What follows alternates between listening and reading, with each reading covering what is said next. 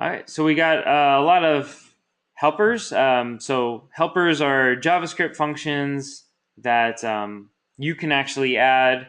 There's a couple built in that actually do different things. So in this case, this is a reverse helper that you could write in JavaScript, and it basically, if you call the variable here, it will reverse the order of the letters.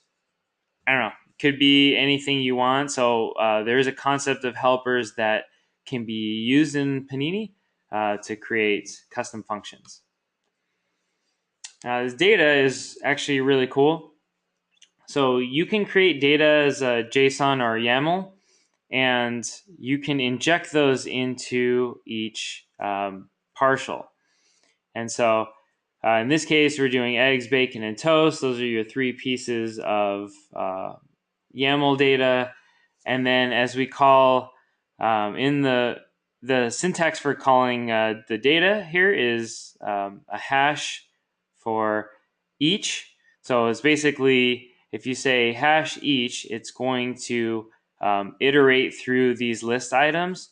It's going to look for the data called breakfast, and it's going to inject the content of the data into each list item until it runs out.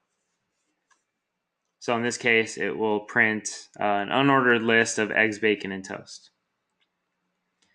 Now, a more robust use case for this is something I'm going to show you now. So let's take a look at this tutorial card. That's not the one I was looking for. So let's take a look at, all right, so we have this, this partial here called a blog card. Now you notice that we're passing in some other things here. One of those things is we're passing in a variable to call, we're calling in the data here.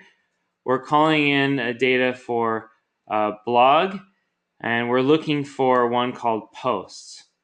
And we're looking for basically the first one in the list. So if we go over to data, so here we have our data folder. We have our blog. It's written in JSON in this case, but you can write in YAML as well.